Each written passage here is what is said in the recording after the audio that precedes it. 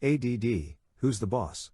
10 ways to start taking control using time management, goal setting and record tracking. At first glance, it would seem that positive thinking and attention deficit disorder, ADD, have nothing to do with one another. But many of us with ADD develop negative thinking patterns because we become frustrated by our challenges and frequent feelings of being overwhelmed.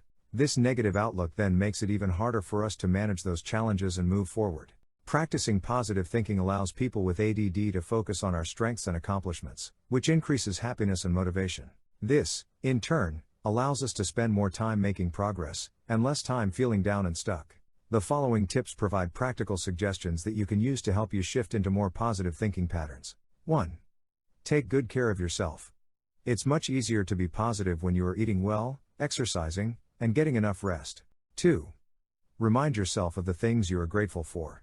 Stresses and challenges don't seem quite as bad when you are constantly reminding yourself of the things that are right in life.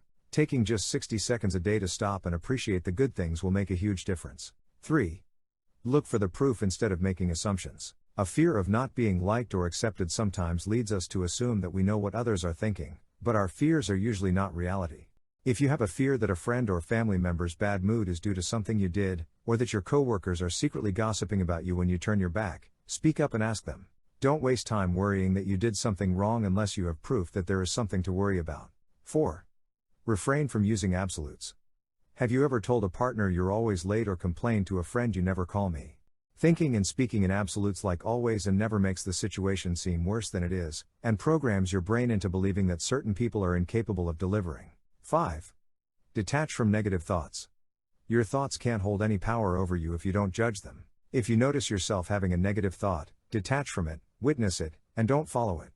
6. Squash the ANTs. In his book Change Your Brain, Change Your Life, Dr. Daniel Amen talks about ANTs, automatic negative thoughts. These are the bad thoughts that are usually reactionary, like those people are laughing, they must be talking about me, or the boss wants to see me. It must be bad. When you notice these thoughts, realize that they are nothing more than ANTs and squash them. 7.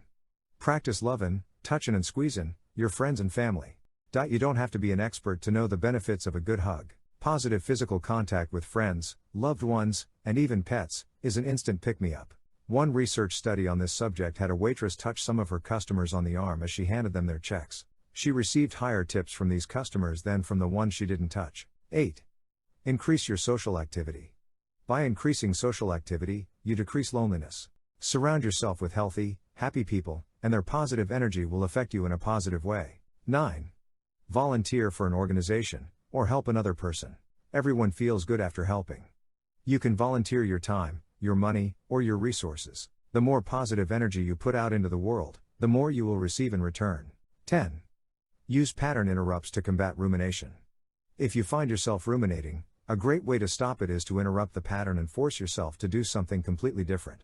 Rumination is like hyperfocus on something negative. It's never productive, because it's not rational or solution-oriented, it's just excessive worry. Try changing your physical environment, go for a walk or sit outside. You could also call a friend, pick up a book, or turn on some music.